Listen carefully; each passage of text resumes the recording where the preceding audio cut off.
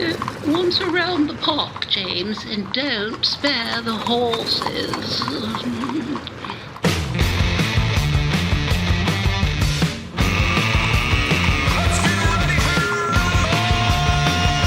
It's showtime. Indeed it is. It is showtime, and it is an odd time for us to be doing On the Ledge because, normally it's once a week. But here we are. We're kicking off the daily edition of On the Ledge, your Ontario Politics podcast. I'm Dave Trafford. We are now officially into the WRIT period. The Lieutenant Governor here in Ontario has dissolved the legislature after a visit from Premier Ford on, I guess, just late afternoon on this Tuesday as we record it. And it's about an hour actually away from being dissolved officially, and then we head into the WRIT period. So we're going to be here Monday to Friday in your feed, on YouTube, on Apple, on Spotify, on iHeart, and we'll be having all kinds of wonderful analysis. I like to think we have assembled the Traveling Wilburys of political commentators. It's the super group. And so we kick things off today with Laura Babcock. She's from POWERGROUP Communications, host of the O Show. John Wright is here. He is our resident pollster and, an On the Ledge original as well. And we also welcome in GERARD Kennedy, a former provincial MPP, a federal MP, the former education minister here in Ontario. And of course, we all got to know GERARD years ago when we thought that food banks were just temporary. So let's get at it. Laura, a lot is going to be said about this election call. Necessary, unnecessary, and that's going to come and go as we head through the campaign. I'm already hearing the Tories try to tell me this will fade and we will get into the issues, which is he needs to be there, have the mandate to fight against Trump. I don't think so. I don't think it'll fade. And I did an op-ed in the Toronto Star about this the other day. He's leveraging the Captain Canada moment, the moment when Canadians are most concerned. And he's done a fairly good job as the head of the Federation of the Premiers dealing with Ford or with Trump and the tariffs.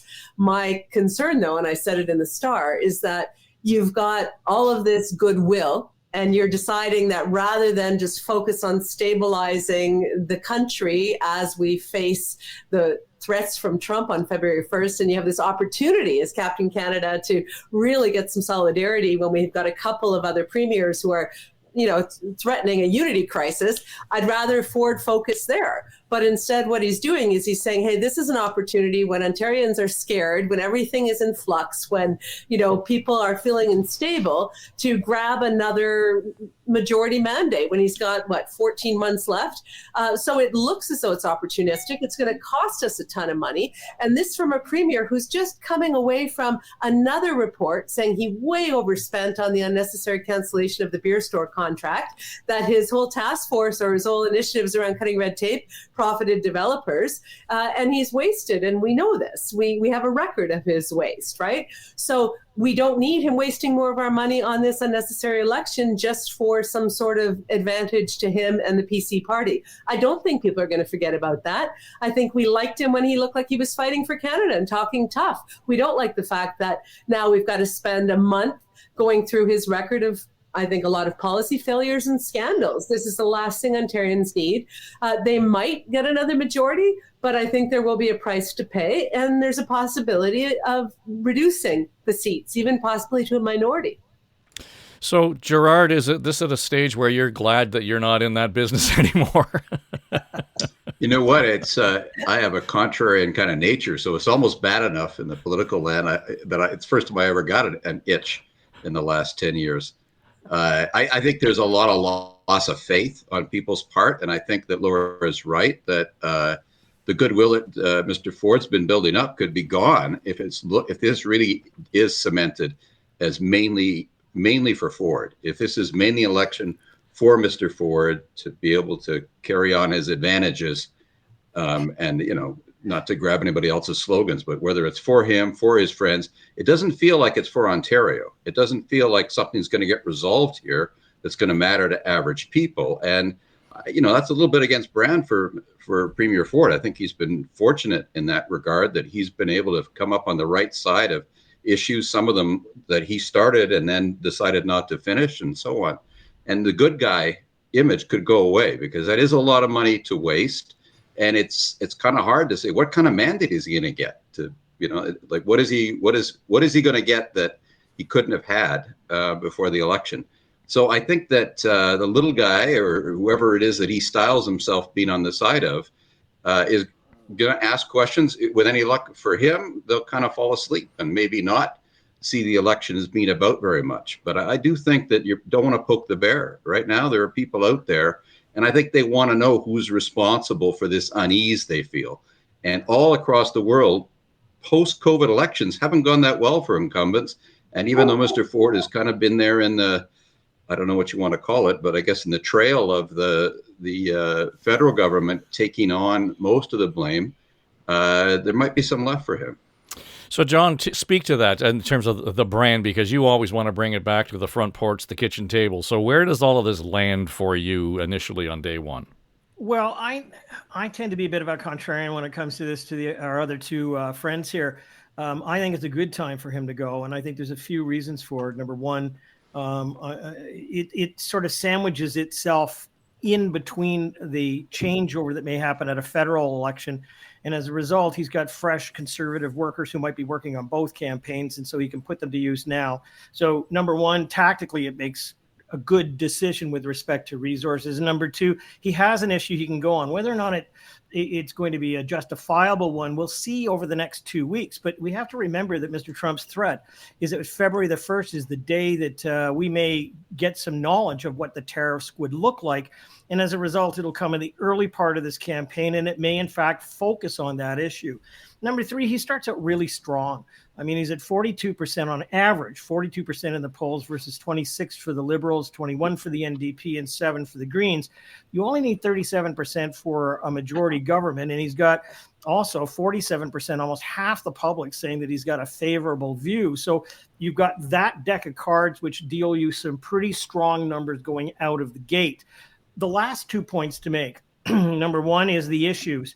While the tariff issue only ranks as number 5 out of 5% for those in Ontarians, healthcare and the economy do rank at the top of that list. And in fact, the others will try and deal with it. But the Ford press conferences over the last 24 hours have at least tried to put some blunt on that. But the other thing is to look at the opposition leaders. I mean, I got to tell you, protecting Ontario is a good slogan for the Tories. More for you from the Liberals. I don't know what the NDP is going to be, but more for you just plays into that Tory handbag of saying, yeah, more carbon tax, more taxes, more bureaucracy, more red tape, more blah, blah, blah. So I think it catches the Liberals who are not as well fundraised and not ready to have all their candidates ready to go, and the NDP a little bit off guard. So coming out of the gate, I give pretty much an 8 out of 10 to the Ford camp, a 5 out of 10 to the others. And we'll see what happens after the first 2 weeks. Well, Laura, we all saw this coming. I mean, Doug Ford started talking about an early election possibility back in the summer and so everything. So what strikes me about what John just left off with is what appears to be the unpreparedness of both the Liberals and the NDP. Yeah, it's been brutal. And to John's point, absolutely, Ford can probably win this thing. He's got all the advantage. If I were a cynical tactician, I'd be saying, yeah, go now while there's instability and people don't really know where their head's at and who to blame. So yeah, tactically, this is good for Ford. But is it good for Ontario is the question. And I don't think that it is, for a host of reasons I'm happy to get into, not the least of which is his slogan. I'll disagree with my friend John here. Protect Ontario. Yes, it plays into the fear of Trump, and fear is a good motivator, and people are very easily subjectable or influenced when they're fearful. But you know what? He has made Ontario vulnerable by having 2 million Ontarians without a doctor, right? He has made Ontario more vulnerable by spending billions of our dollars on stupid secret deals, projects that we don't even want, a $50 to $100 billion tunnel under the 401. I haven't heard a single person who thinks that makes any sense. And he's mired in scandal and has an RCMP investigation. Ontario voters haven't even gotten to go to the ballot box yet on the Greenbelt scandal. So, he's got a lot of negatives, and I think having us go through them for the next month when we're already upset and agitated, yes, it looks like a good way for the Ford government to just slam themselves into another 4 years. But every single person that I've talked to who's a business person is like, I don't appreciate the timing. I think that this is too self-serving, and that gets them upset. We've seen a premier in Ontario get kicked to the curb when I moved here in 1990 because of that very selfish election timing. And we've also got people now looking at all of his record. He hasn't had to fight on the Greenbelt yet. So I think he's more vulnerable than John suggests, but the slogan, protect us, when he has been the one to make us vulnerable, and his not funding ODSP properly, guys, shutting down rent controls. He has made the homeless crisis much worse, 81,000 people. We've got how many thousands of families with autism that aren't being served? So he has made, from my worldview, working with vulnerable populations in Ontario, he's made us more vulnerable as a province.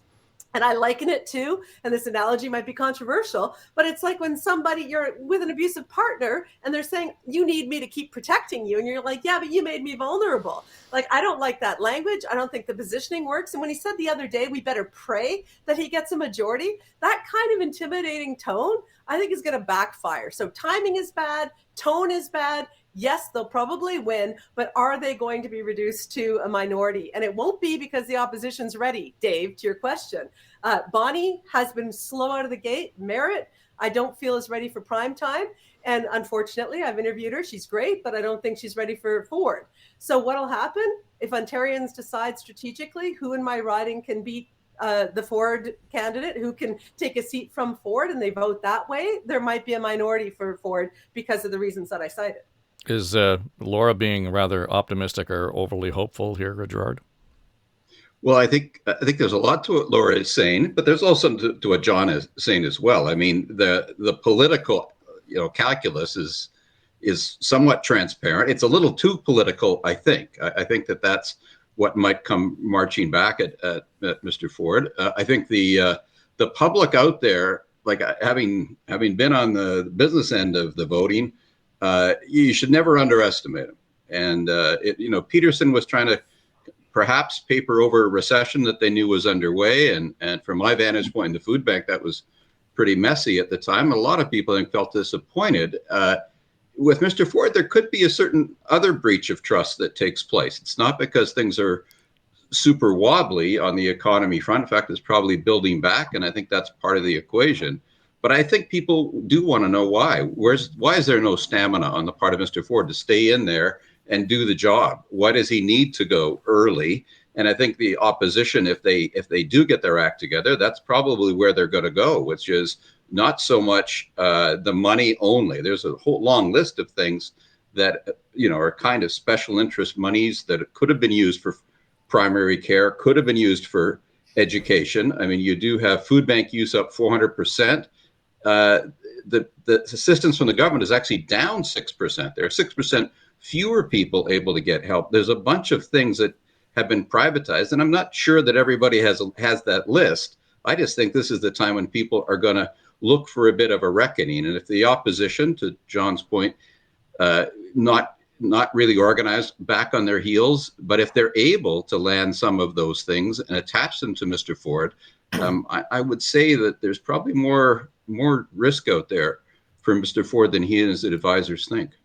John, let's just go back, because historically we want to keep pointing back to Peterson, and I understand why, because it was so much fun in the press gallery that day when they got the election. Somebody chained themselves to the table, and it was rather hilarious. But this is not the same thing.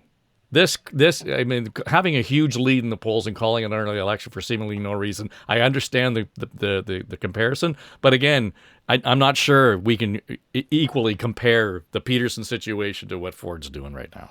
Well, let me say a couple of things. First of all, every time I hear Laura talk, I always think of a leader standing at the front with a group of people behind her, banging the desk saying, here are some honorable members. It's wonderful to hear. But I would say that, you're right, David, is the very first, this is now, I think, my 20th election campaign that I've covered. My very first was that election campaign. My very first public opinion poll that was released with the media was that campaign. And it came very late in the campaign, a week to go, where within less than the margin of error, it showed that Bob Rae was going to win. It started out with 50% showing support at the beginning of the campaign in July, and there wasn't really anything else until that poll came out. So let's remember, I think Gerard's absolutely right. There was the tastes of a massive recession that was on the way that basically gobbled up Bob Rae while he was there. But the background then was a little bit different. We were coming off of Meech Lake, which was very, very controversial. It was also Peterson. People forget this. During the course of that, and in order to appease Quebec, had given away 2 Senate seats, and that really rankled a lot of people. It doesn't get a lot of coverage, but I remember it from the time. And thirdly, it was tactically motivated. It was early because Bob Rae had hinted that he wasn't going to run in the next election campaign. Rae and the NDP were not very popular, and so Peterson pulled the trigger somewhat tactically to move forward. I remember the day when the earth changed, and Bob Nixon was at the Ottawa Exposition.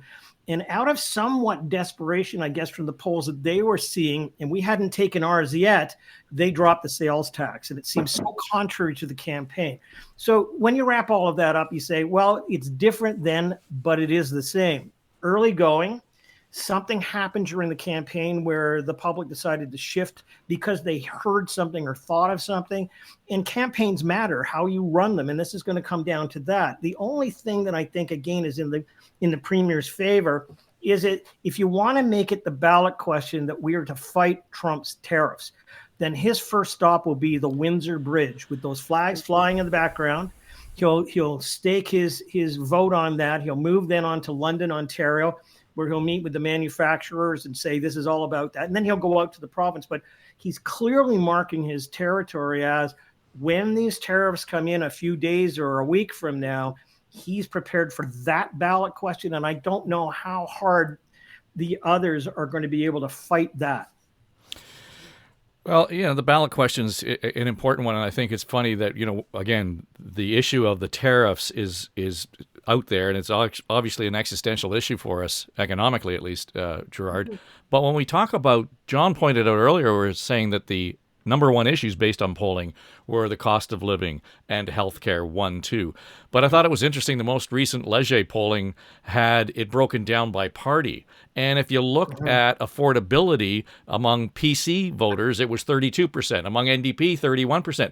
But among the Liberals, it's only 19%. So I don't know if that means there's a tone deafness there, or they're going to have a hard time kind of gaining any traction on what seems to be the kitchen table conversation.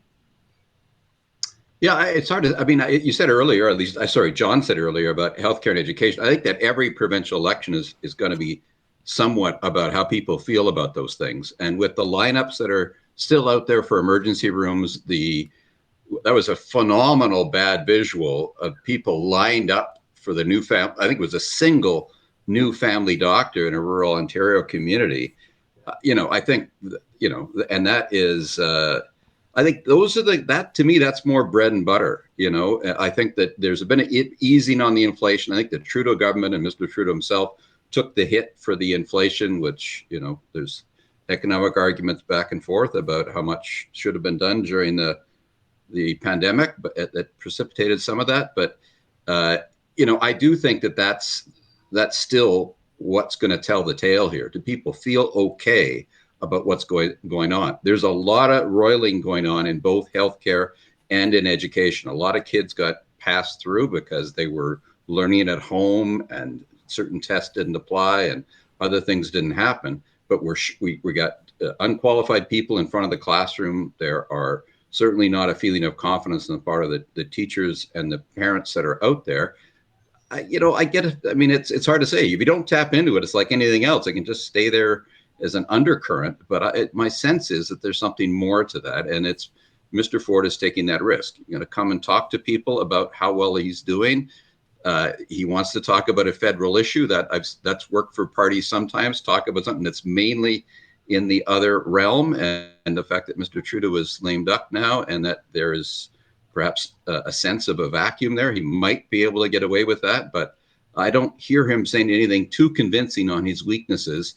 And then there's a third weakness, I think, which is the things that he's paid for that other people are benefiting from.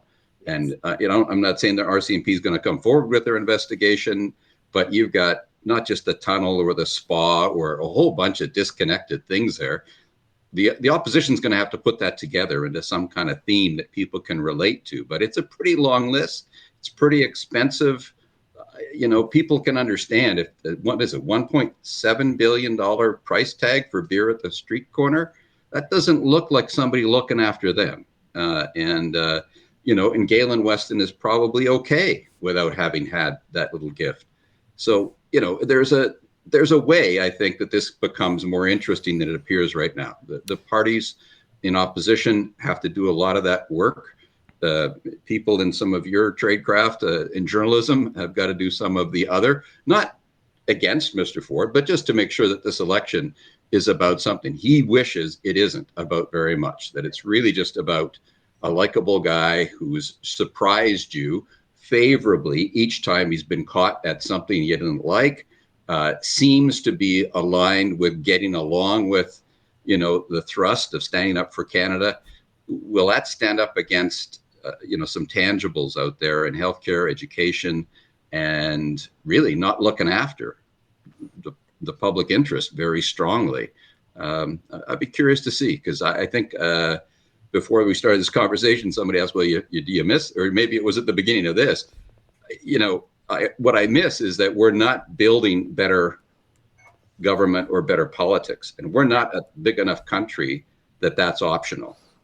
And when Trump goes putting things on the table, like saying we want to make you a state or probably just a territory, because that's how much we think of you guys, it's time for people to stand up for a better brand of politics. This election is gotta be, it's a ranking thing, whether it goes back to 90 or wherever it ends up. It's a highly cynical thing. It says to you, the average voter, you don't matter very much. I got your number. I know what you're gonna do 30 days from now. Let's walk on through this exercise. Let's have a little sing along. Let cash your $200 check. Be distracted. If you don't think you don't like what I'm doing, don't even show up. Don't even show up at the vote. Just like last time, not a bunch of people didn't show up. Down the states, Mr. Trump got elected by the people who didn't show up to the last election. That's pretty much who elected Mr. Trump. So he's depending on that. I'm really hoping that we're going to have a little bit of life left in the Canadian body politic here. And, I can't read John's expressions there. It looks like he might be saying no to that, but. Well, I think campaigns really matter. And I would say that if you stripped away the rhetoric and the tone of Mr. Trump and you looked at both of the parties, you would have seen an agenda, which in fact Democrats, to a degree, but not totally, of course, would have agreed with, that the economy was the number one issue, that illegal immigration was certainly top of the list. When you went, the role of government, when you went down that list, that was Trump's campaign pitch without the rhetoric. On the other side, it was, don't hire that guy because it'll be bad for democracy and he's a convicted felon. I mean, that was actually the other side of the Democrat campaign. So I think you have to have something. And secondly, I really, you talk about the RCMP coming in. The last time the RCMP came in on anything, I think, was Ralph Goodell during an election campaign. I don't think they're going to bring in anything during this one. Look, I really do believe that we need to not just focus on Mr. Ford, but to understand what his opposition is about. And I haven't seen that in action yet. In many ways, 28% of Ontarians for both Merritt Stiles and Bonnie Crombie have a favorable view, but the rest of them really either don't or don't know them. Most of them don't, despite the fact that there's been a whole lot of negative advertising placed against Bonnie Crombie. I'm interested to see how she performs. I think she's had a rough time of it when you go from, the mayor of Mississauga, and you kind of command everything you do in that area and all of the attention, to being a provincial leader and having to shake hands at some hamburger place in downtown Peterborough. Not that there's anything wrong with that, because I've been there. But, though that it's a long way from downtown Mississauga, this will be the first chance to see the Liberal machine in Ontario, put some gas in the tank and come to order. We've also got third-party advertising for both sides of the Conservatives and the opposition. It'll be interesting to see how that unfolds. But in order to get a majority, you only need 37% of the vote. only 37. In order to have a minority, it's only 34% of the vote. Do we actually think that Doug Ford's going to fall below 34%? I don't think going into this campaign I'd even go near that. So, at the outset, I think he's in a pretty good position to win power again. But I'm going to be very interested to see the campaigns that the other two roll out. That's the only thing that I'd like to see them within the next week. And I think that'll really tell the tale.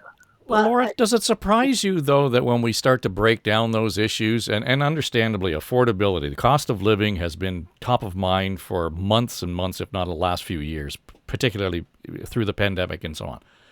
But it just seems to me that's a striking number that only 19% of the Liberal voters think that that's the big issue. Now, it's their number one issue, but only 19% as opposed to something up with, a third of the others. Now, maybe it's a one-off and it's a poll, but it just seems striking to me that there's a disconnect there. Listen, people are busy. It's 2025, not 2020 or 1990. And so you have to crack through with a strong message, right? And so the slogans of the Liberals and the NDP aren't going to do it. What it is about is that you've got Ford wanting this to be an anti-Trump election. That's his whole raison d'etre for that. That's his whole, his whole rationale is we got to fight Trump. I think he's at high risk of the narrative being we've got to fight Ford. This becoming an anti-Ford election. Ford has not experienced an anti-Ford election. If you recall, the first time out of the gate, it was an anti-Kathleen Wynne, and she had a terrible campaign with Sorry Not Sorry, right? It was awful. I've had her on the O Show a bunch of times. She's a smart woman, but that was a bad campaign. And so it was not anti-Ford. He was the outsider coming in.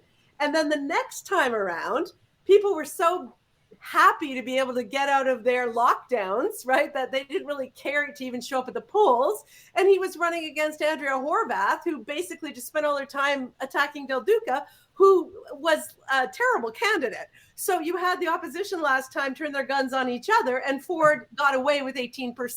So here's the thing, is Ford wants to make this all anti-Trump. It's against Trump. Got to protect Ontario against Trump. I'm Captain Canada. Look at me at the bridge. Look at me at the border. Look at me wherever. There's also a huge pent-up amount of people in this province who just might be activated in an anti-Ford message, which is to say, have you been to a hospital in this province or tried to get to a doctor in the last 6 years that Ford's been in charge with the majority?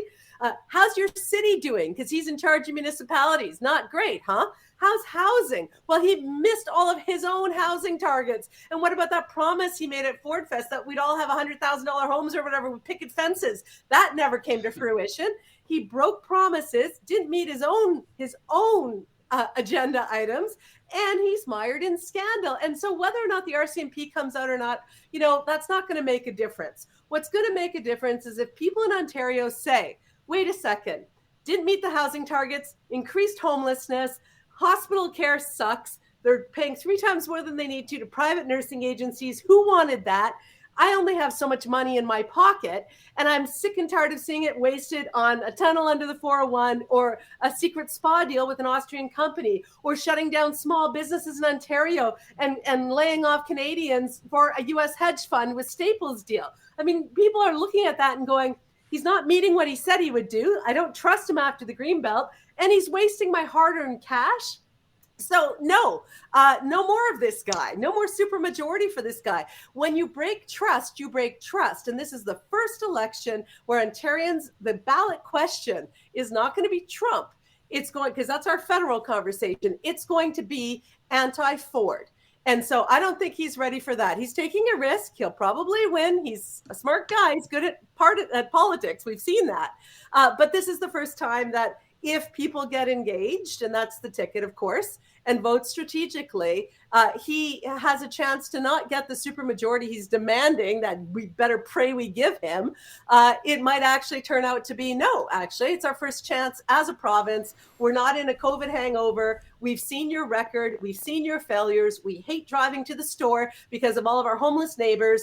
And all you're doing is crapping on them, saying that they're lazy, taking away safe injection sites to help them with recovery. You are actually making people more vulnerable, and you're telling us that you're the guy to protect us against Trump. How about you do the job as premier? How about you not take more money for this cynical election? I think there are winds of anti-Ford that have yet to be expressed at the ballot box. Well, and to some degree, I wish that ahead, Laura Babcock would actually have an opinion on the Tories and Ford in this. Then I could have a show called the O Show for the opinion show, John. I know. We're going to rename it There's the something Oh Wow about that. Show here. But let me just go back to the ballot question, and I think that's an important part of this conversation, because each one of them is going to want to dictate the ballot question, and whoever comes out on top is likely to be making gains at the end of the day. Trump, John, may not have anything to do necessarily with the provincial politics of the day, and certainly is good cover for the record of the premier and his government right now. But at the same time, we've got, I heard, Mayor Stiles talking about taking all the tolls off the 407 and making it available to everybody. And all I heard was everybody crapping all over her, saying that's not the brand for the NDP. Well, if we're not going to get into a situation where we start talking about big issues, then we're back to the distractions like the Trump tariffs and so on. Well, I'm not sure the Trump tariffs is a distraction. I think it's way more than that. Well, I mean, I think it's bigger than having to actually have him respond to his record. Yeah, and people are very worried about that.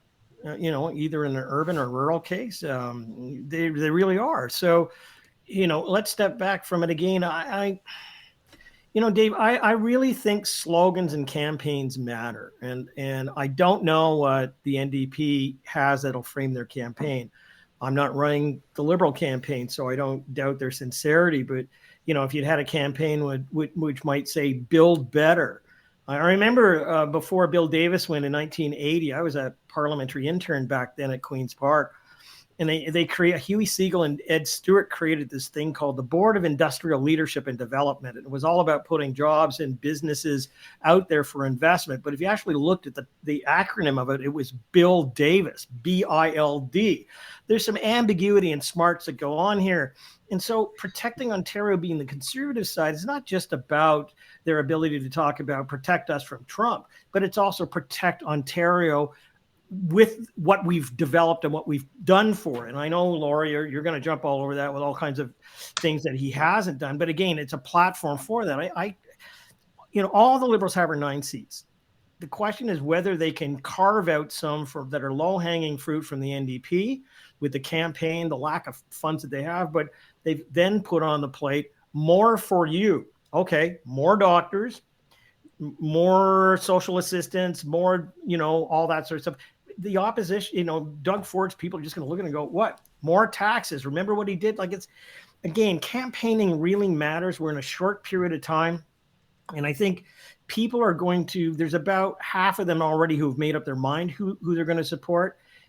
Just as the debate gets underway, whenever we have one, the week before that, the other half will generally start to make up their minds. And in the home stretch, it'll be another 10 to 15% who will have to make up their minds at the ballot box. But it sure doesn't give enough time for most parties to define exactly the ballot question they are offering. At least the one the Conservatives have is very, very clear.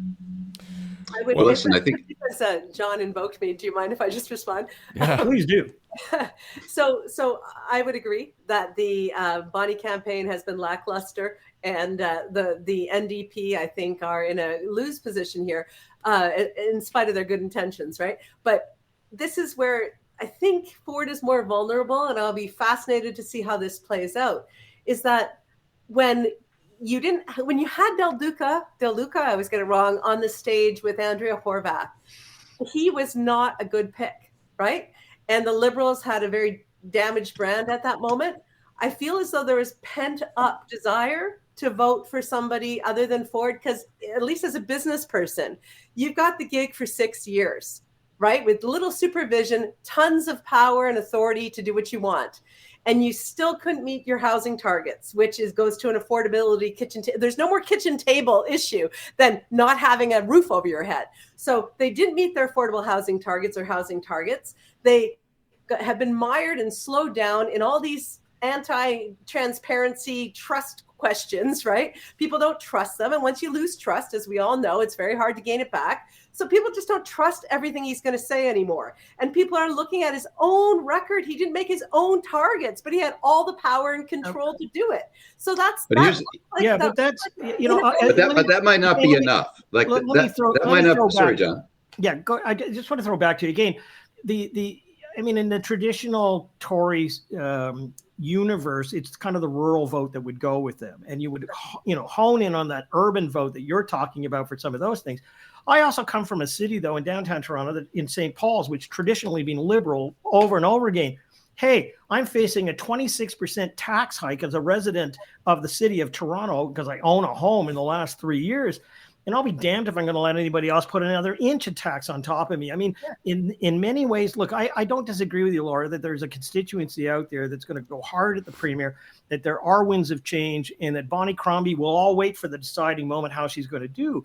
But some of the traditional, things that the center left would be looking for in this, maybe overshadowed by somebody who says, I'm going to protect your homes from more taxes. I'm going to protect it from waste and inefficiency. Let's take a look and see what the Liberal leader did, and let's see what the NDP leader would probably do, because there's an NDP coalition in downtown Toronto. So I'm not so sure at the moment that some of those arguments that have been put forward, logically the ones you put, are necessarily going to have the same tuning fork in the places they normally would. I don't think they're rural urban.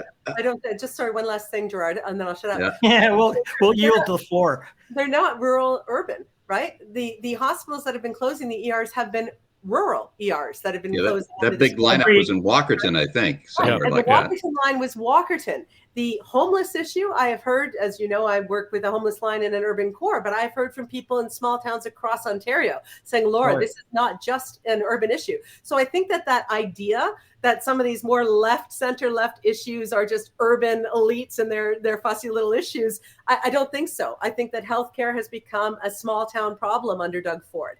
And I think that seeing Sylvia Jones out there today promising, the moon and the stars when she had 7 years to help the people and hasn't, when the trust is eroded, all the promises they're going to dump on us the next 15 days, people are going to look at and say, well, why didn't you do it 2 years ago when we begged for it? So I'm just not sure that the calculus. Well, I see you're making a connection, Laura, though. I think that if I could do my old liberal thing and come up the middle, it's up to the opposition to prove a case. And I think that what you know and what you feel isn't yet what everybody else there feels. But I think if the Liberals are able to say it really is going to be about you, and the only thing he's protecting is himself. Look what Mr. Ford has done. $300 million for an election because he doesn't want to face you at a less opportune time. $1.7 billion because he wanted to rush some kind of foolish campaign promise in. We don't know what the cost of the tunnel is going to be. He got, he paid $1 billion for teachers because he treated them a certain way. And your local school hasn't recovered from the pandemic. Every teacher is telling you that, but so are parents with kids and grandparents and so on.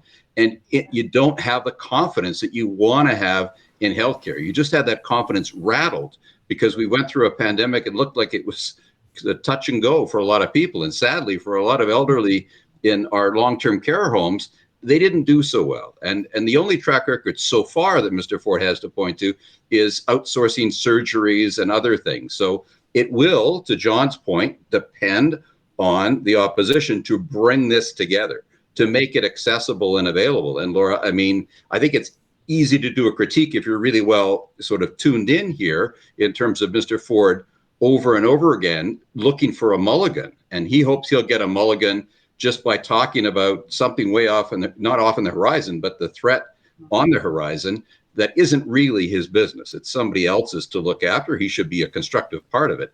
So I think that's a dynamic to be very interested to assert itself. And I'll come back to something I've already said. What really will make a difference here is an alert public. And I think they're alert. I think the things that you've seen in elections elsewhere means there is some comeback. I think the Democrats down south were arrogant. I think they let go of a bunch of people in the issues, and they tried to play what has been a Republican game of splicing off votes and so on. And they left the big field open to Mr. Trump in terms of what are people grumpy about? What do people need to feel? And he gave them what people needed to feel. And so here, yes, John, I can't say that. I mean, you look at the commercial that the Liberals put enough scratch together to put out about Ms. Crombie, about a long sort of family history of bootstrapping themselves and immigrants and so on, putting a human face on her. The fact is that, and another thing I put a price tag on is all those government commercials that are not supposed to be played 6 months ahead of an election. Well, look who found a loophole there. So if the opposition is able to show Mr. Ford is someone who doesn't respect average people, who is using their money poorly, who is floating economically, partly because of all the bailouts he had from the federal government, and he hasn't made those stick together very well. If that comes together, that's not a very pretty picture. Now, the question is, will it? And will it come together in time?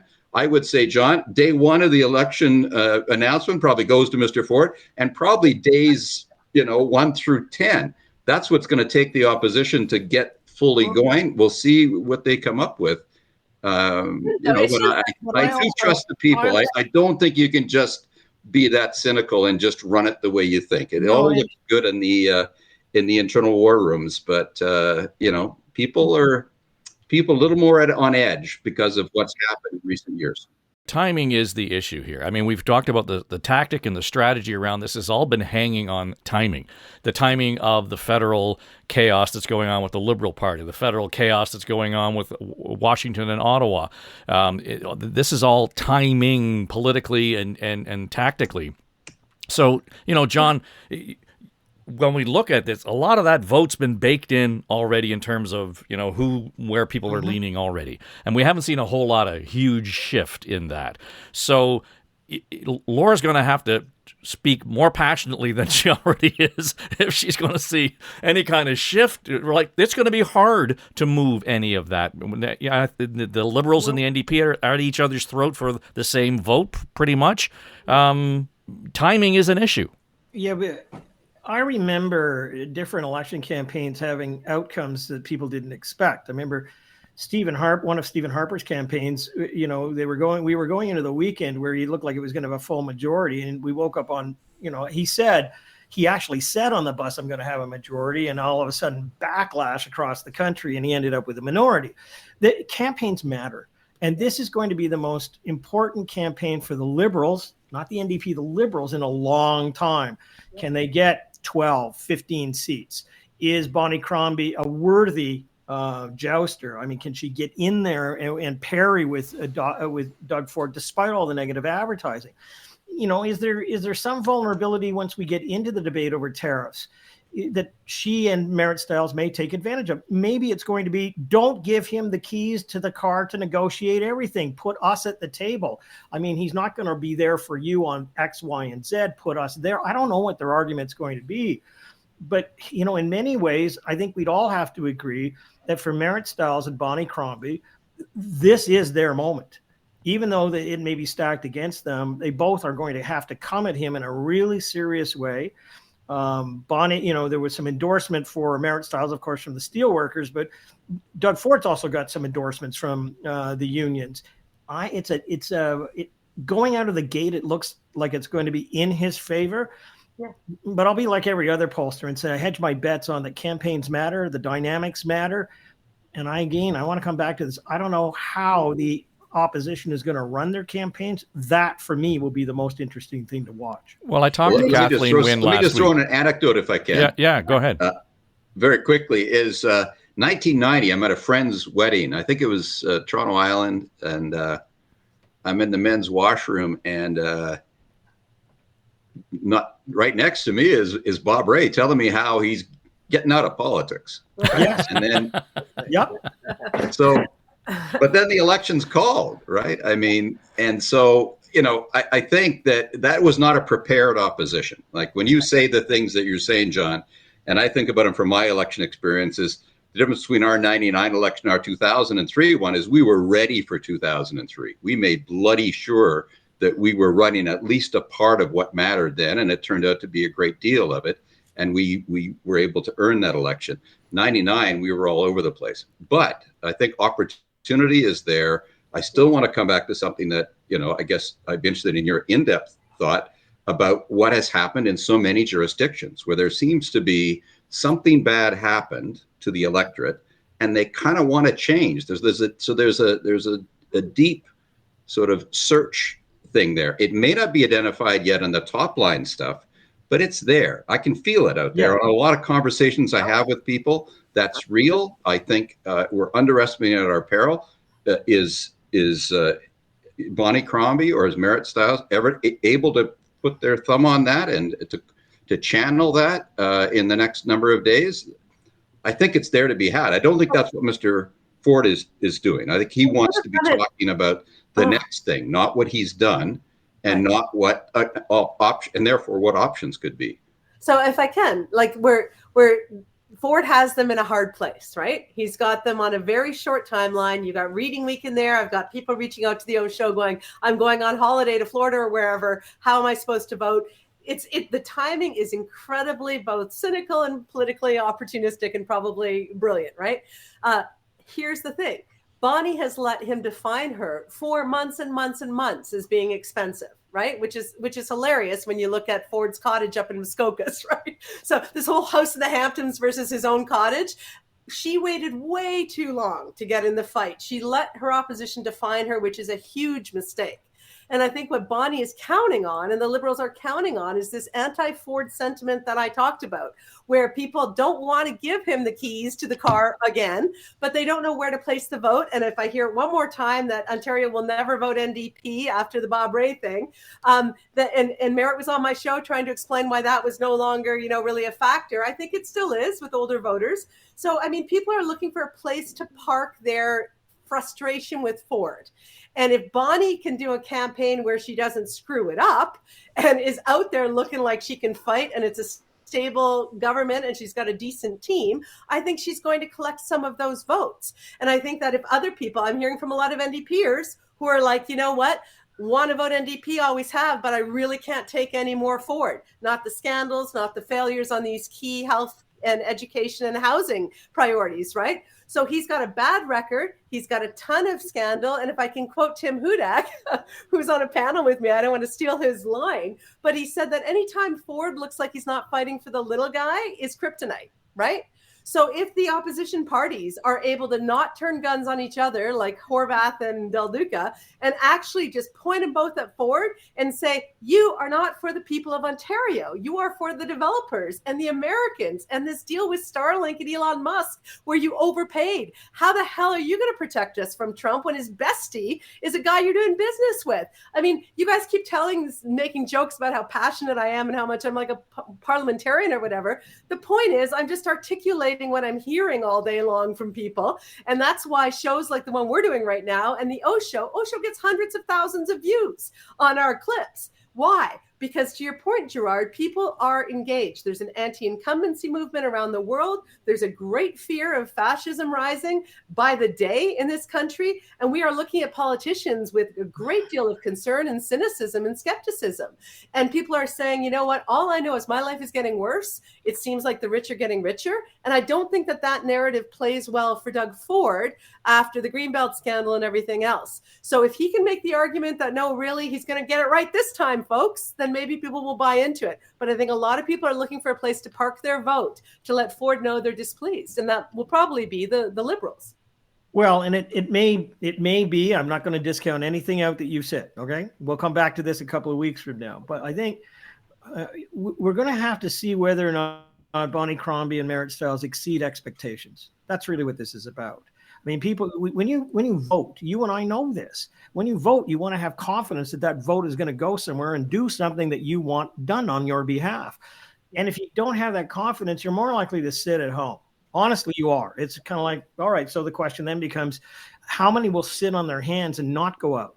how much will the opposition split the vote and therefore yield the center ground to Doug Ford? So, I don't know how Bonnie Crombie is going to, be in an election campaign. We've waited a long time for this. Yeah. Let's see how she does in the first 2 weeks. Gotta say, I would have done a better slogan, but if you got it, use it, and let's find out how you drive that thing. Well, dare I say, before having a slogan, it would have been nice if we knew what seat she was running for. I'm just saying. That to me is that's a flag. Mississauga. Okay, but by now, John, that should have been done, sewn up, already done, in the bag, moving forward. I don't speak for the Liberal Party at all. I just know a little bit about the dynamics of things, and they are pulling, like, it's very interesting because the resting assumptions from Laura and from John both, you're kind of saying, well, hey, the Liberal Party, what the heck are they doing? Liberal Party barely existed for the last 4 years or 3 years. Yeah. It could have been 4, but it's only going to be 3 in terms of what happened since the last election. And unfortunately, there's a kind of a threshold where things become very difficult. It's not an excuse. The people are only going to gravitate towards something. There has to be something there. Absolutely take John's point. And Laura, I think those things that you're saying are going to be just aspirational that people are going to figure out on their own. Mr. Ford is counting on people just being discouraged. And he's counting on those big events going on to take away the news and not leave space for all that reckoning. He's had 6 years. He got a mulligan because of the pandemic in progress. That's not going to be the case this time. This would be his reckoning election if there weren't these other things roiling in the background. And the question I guess is going to see is, does the public have a radar for that? It's not just the opposition. And again, I want to throw it up there. The public kind of does know things, and they're kind of waiting, and they look at those of us that have been political folks and they say, do I want to see that person for much longer? Am I getting tired of them? Or is there something that they said is a clunker? And Mr. Ford has had his clunkers in the past, but then he quickly has just sort of done this. I don't know if he took gymnastics when he was a kid, but he does these double backflips, and he's cleared the bar a number of times. Now, I don't know that is going to be as possible because of the amount of focus that there is. The opposition doesn't have to work as hard. They don't have to have many resources. They're actually going to have an election, a campaign. And, if people can come to the party, I think it can be much more open than I think we're kind of believing at this point. Can I make a distinction between party and party brand? Yes, the Liberal Party, in terms of all its mechanics and everything else, was damaged. But in Ontario, we know there's 4 parties, right?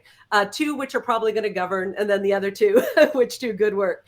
And so I don't think that the Liberal brand in particular has gone too far out of the picture. I think people who were looking to vote for someone other than Ford in the past looked at Del Duca and go, Horvath, not going to happen. Now Bonnie represents the possibility.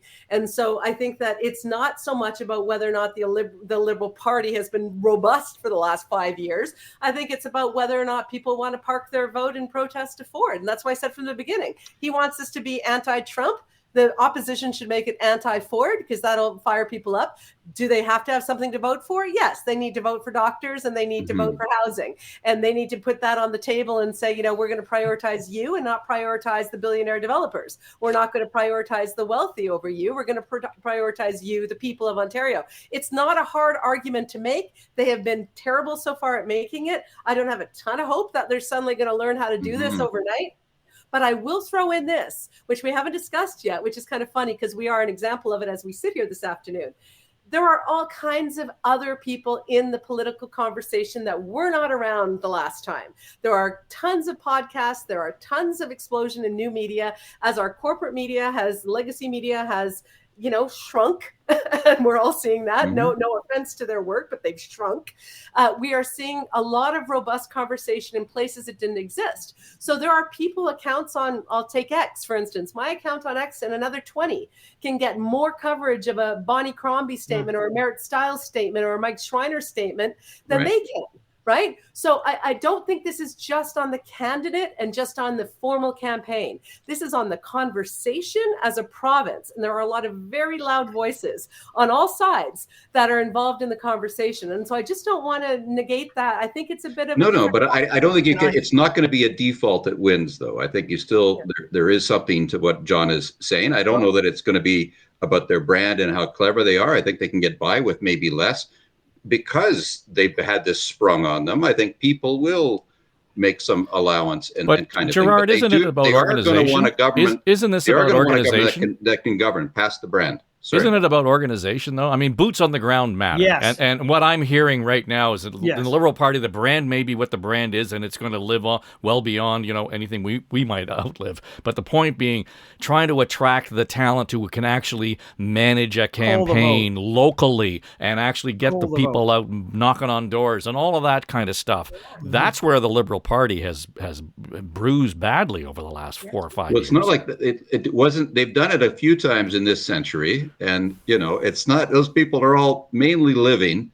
And so I do think this, I do think that people are game for a correction on the political front too. If they become convinced they're being taken advantage of here by Mr. Ford, you could see a bunch of people activated.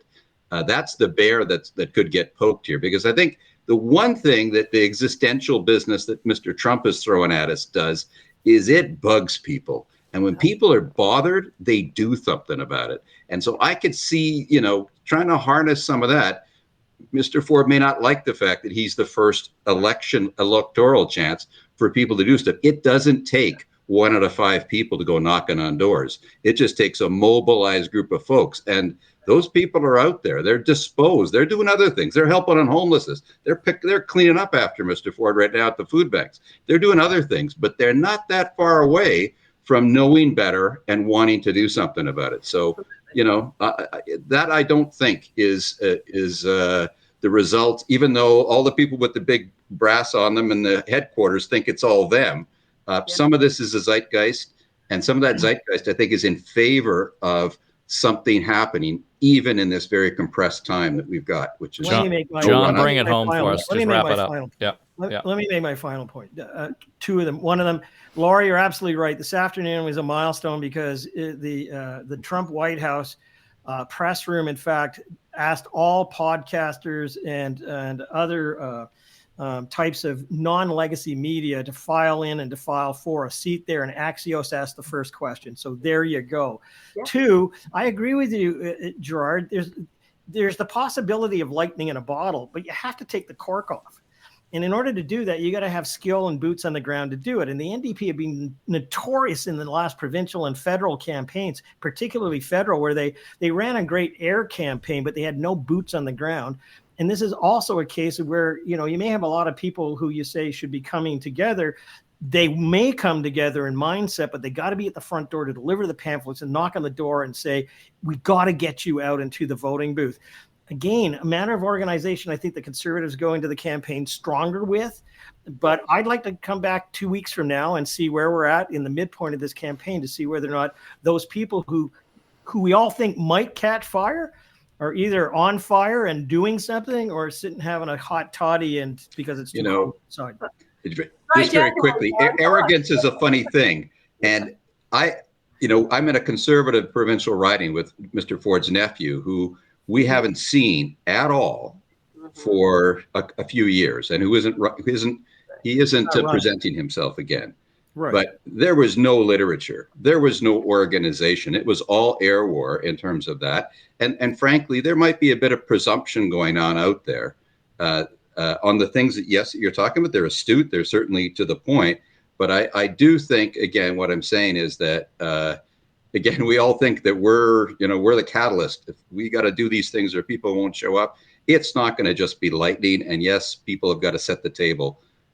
That's a well-known thing. Bonnie Crombie's running a lot of campaigns. There's a lot of folks that she has already, and I think that are there. And if the right things can fall in place, not all of them, even a few of them, she might get a lot more. All right. So as we Imagine- record this, we're 8 minutes into the dissolution of the legislature. So there's going to be lots of opportunity to continue. Laura will be back. John will be back. Gerard will be back. This was a spirited and great way to kick off the daily edition of On the Ledge. So thanks, Laura. It's good to have you. John, as always, and Gerard Kennedy. So just a reminder, we are going daily from now on as the writ period progresses. And we'll be live on YouTube. And then again, we'll be in your platforms wherever you listen to your podcast, on Apple, Spotify, iHeart, etc. If you've got a thought on much of what was said in this last hour or so, go to my website, davetrafford.com. We've got the talkback message there. Just click the button. You've got 90 seconds. Leave us a message. And chances are pretty good that we'll incorporate what you have to say into the program. So it's On the Ledge, your Ontario Politics podcast. Thanks for sitting in on the first daily edition right here from Story Studio Network.